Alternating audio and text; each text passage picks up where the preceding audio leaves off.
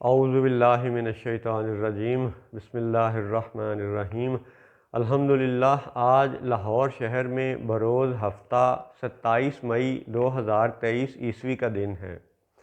ابھی اسی ہفتے میں 21 مئی کو RT نیوز یعنی رشیا ٹی وی نے یہ خبر دی کہ فرانس میں جو پینشن کے حوالے سے مظاہرے چل رہے ہیں، وہاں کا صدر میکرون جو عوام کی خواہشات کے برعکس پینشن کے حوالے سے نیا قانون بنا رہا ہے، تو کئی ہفتوں سے وہاں پہ ہنگامے چل رہے تھے، مظاہرے ہو رہے تھے، اور انہی مظاہروں کے دوران یہ ہوا کہ وہاں پہ فرانس ہی کے کسی شہری نے صدر میکرون کا ایک خاکہ، ایک تصویر بنائی کہ جس میں اس کی شباہت ہٹلر جیسی معلوم ہوتی تھی۔ اس کی مونچھوں کی جگہ پہ 49.3 لکھا گیا۔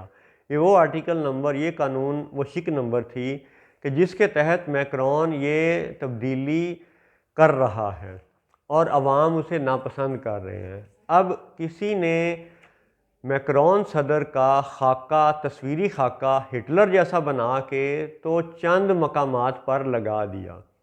اب اس پہ حکومت وقت نے، یعنی فرانس کی حکومت نے، میکرون کی حکومت نے یہ کہا کہ جی اس کو ہم پکڑیں گے اور سزا دیں گے۔ اور سزا دینے میں دو نکتے بڑے اہم ہیں جو سامعین و ناظرین کی خدمت میں بیان کرنا ضروری ہیں۔ ایک یہ کہ سزا دی جائے گی 7500 euro for provocation to rebellion, یعنی 7500 یورو کا جرمانہ اس بنیاد پر کیا جائے گا کہ یہ شخص جس نے یہ صدر کے خاکے تصویریں لگائیں اور اس نے دراصل بغاوت کو شہ دی، بغاوت کو یعنی ہوا دی، بغاوت کرنا چاہی، بغاوت کو ابھارنا چاہا۔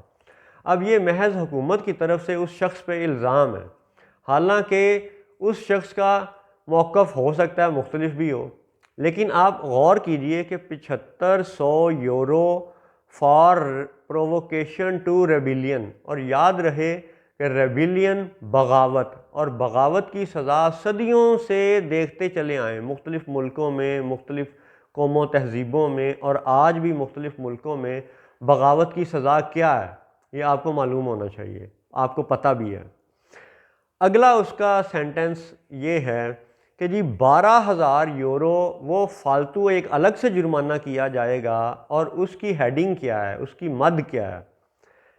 فار انسلٹنگ دا پریزیڈنٹ، کہ اس نے صدر کی توہین کی ہے، صدر کا استہزاء کیا ہے، صدر کا مذاق اڑایا ہے، صدر کی بے عزتی کی ہے، لہٰذا 12,000 یورو الگ سے جرمانہ کیا جائے گا۔ اب آپ دیکھیں کہ منافقت کی پہچان ایسے ہی ہوتی ہے کہ قول اور فعل میں تضاد ہوتا ہے۔ یہی فرانس کا صدر میکرون، یہ وہی اپنی اس سخت سٹیٹمنٹ پر قائم رہا کہ جب فرانس کے اندر نبی پاک صلی اللہ علیہ وسلم کی ذات کے حوالے سے تصویریں اور کارٹون بنا کر بڑی بڑی بلڈنگوں پر لگا دیے گئے، شہر کی کئی عمارات پر، کئی چوک و چوراہوں میں لگا دیے گئے، اور مسلمانوں نے احتجاج کیا، حتیٰ کہ بات اس قدر بھڑکی پھیلی کہ اقوام متحدہ کے اندر بھی اس کی آواز گونجی، اور وہاں پہ بھی اس حرکت کو، اور پھر فرانس کے صدر میکرون کی طرف سے اس کی حمایت کو رد کیا گیا اقوام متحدہ میں۔ یعنی آپ یوں سمجھیں کہ انہی کا ادارہ اور انہی کے خلاف یعنی کہ بات اتنے بڑے لیول پر پہنچی، تو مطلب ہے کہ یہ کوئی چھوٹا واقعہ نہیں تھا۔ اور اس وقت میکرون کا موقف یہ تھا کہ ہر بندے کو آزادی حاصل ہے، اظہار کر سکتا ہے وہ اپنی رائے کا، آزادی اظہار رائے کے نام پر میکرون نے اس گستاخ نبی کی حمایت کی، اور اس کا یہ کھلا کفر ثابت ہو چکا، اور اب وہ کھلا کافر ہے، سزا کے لائق ہے۔ اور اسی منافق کی منافقت یہ ہے کہ وہ خود بنی اسرائیل ہونے کا دعوے دار ہے، اللہ کو مانتا ہے، جنت دوزخ کو مانتا ہے، ظاہری طور پہ عیسائی ہے، ٹھیک ہے، لیکن بنی اسرائیل کا دعوے دار ہونے کے باوجود نبی کی انسلٹ پر، نبی کی بے عزتی کرنے پر، نبی کی توہین کرنے پر اس نے اس کارٹون بنانے والے کی حمایت کی اور کہا کہ جی ہر کسی کو آزادی اظہار رائے کا حق حاصل ہے۔ اور جب اس کا اپنا ایک خاکہ بنا کے چند چوکوں میں لگا دیا گیا، شہر کے چند حصوں میں لگا دیا گیا، تو اب اس کو سزا دینا یاد آ گئی۔ کیا یہ قول اور فعل کا تضاد نہیں ہے؟ اچھا، یہ بھی اس کی منافقت ہے۔ اور منافقت کا دوسرا رنگ بھی آپ دیکھیں کہ انسلٹنگ دا پریزیڈنٹ کے نام پہ 12,000 یورو کا جرمانہ ہے اور پرووکیشن ٹو ریبیلین کے نام پہ 7,500 یورو کا جرمانہ ہے۔ یعنی بغاوت پہ 7,500 کا جرمانہ اور انسلٹنگ دا پریزیڈنٹ کی مد میں 12,000 یورو کا جرمانہ۔ تو کیا یہ بات بھی ان کی منافقت کا ثبوت نہیں ہے؟ ساری دنیا میں، ساری قوموں میں، ساری تہذیبوں میں، ساری صدیوں میں یہ رواج رہا ہے کہ باغی کی سزا موت ہوتی ہے۔ تو اب حکومت وہ فرعون کی ہے یا داؤد علیہ السلام کی ہے، یہ ایک الگ موضوع ہے، لیکن ان جنرل حکمرانوں کا وتیرہ یہ ہے کہ وہ آج بھی باغیوں کو موت کی سزا دے رہے ہیں۔ جیسے اس وقت مصر میں الفتح، وہ فتح السیسی کی حکومت ہے، وہ بھی فوجی آمر ہے۔ جیسے پاکستان میں پرویز مشرف اور دیگر تھے، ویسے ہی وہ مصر کا فتح السیسی ہے۔ اس نے ابھی پچھلے حالیہ چند برسوں میں اخوان المسلمین کے لیڈر کو بغاوت کے جرم میں موت کی سزا دے دی تھی۔ اب یہ اللہ تعالیٰ فیصلہ فرمائے گا بروز حشر کہ فتح السیسی حق پہ تھا یا اخوان المسلمین کا وہ لیڈر حق پہ تھا، یہ فیصلے ہونے ہیں۔ لیکن بتانا یہ مقصود ہے، مثال یہ بتانی مقصود ہے کہ باغی کی سزا کا تصور تو موت کا ہے۔ تو پھر یہاں پہ میکرون کی منافقت کا ایک اور ثبوت یہ ہے کہ بغاوت کے مد میں 7,500 یورو کا جرمانہ اور انسلٹنگ دا پریزیڈنٹ کی مد میں 12,000 یورو کا جرمانہ۔ تو یہ ہے منافقوں کا وہ اہم ترین مہرہ جو اس وقت فرانس کا صدر ہے۔ اور افسوس کی بات یہ ہے کہ ترکی کے حکمران ہوں، اسلام آباد کے حکمران ہوں یا مکہ کے حکمران ہوں، یہ سب بھی ظاہری طور پر مسلمان ہونے کے دعوے دار ہیں اور سب ہی اس وقت فرانس کی دوستی کا دم بھرنے پہ لگے ہوئے ہیں۔ مکہ والوں نے میکرون کے اس کھلے کفر کے بعد بھی اس سے میٹنگیں کیں، اس کے ساتھ بیٹھ کے کھانے کھائے، اس کے ساتھ معاہدے کیے۔ کس بات پر؟ کہ تجارت اور معیشت ترقی کرے گی۔ لا حول ولا قوت الا باللہ العلی العظیم۔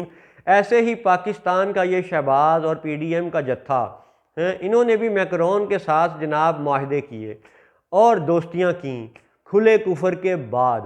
اور مکہ والے ہوں یا پاکستان والے، ان کا دعویٰ بھی کیا ہے کہ یہ جی مسلمان ہے، یہ جی محمد رسول اللہ صلی اللہ علیہ وسلم کو رسول مانتے ہیں، جبکہ قرآن پاک میں سورۃ المنافقون کی پہلی آیت میں بدترین منافقوں کی خاص ترین نشانی پہلی ہی آیت میں بیان کر دی گئی ہے کہ بدترین منافقوں کی خاص ترین نشانی یہ ہے کہ وہ محمد الرسول اللہ صلی اللہ علیہ وسلم کے رسول ہونے کا اقرار کرتے ہیں۔ اور عالمی حقائق، یہ زمینی حقائق اس بات کا ثبوت ہیں کہ میکرون اگر منافق ہے تو مکہ والے اور اسلام آباد والے بھی منافق ہیں، قرآن کا استہزاء کرنے والے ہیں، رسول پاک کا مذاق اڑانے والے ہیں، اللہ کا استہزاء کرنے والے ہیں، مسلمانوں کو دھوکہ دینے والے ہیں۔ اور ان سب ظالمین کے لیے اللہ کا یہ وعدہ ہے کہ ان اللہ لا یہدی القوم الظالمین، ان اللہ لا یہدی القوم الظالمین، کہ بے شک اللہ ظالموں کو ہدایت نہیں دیتا۔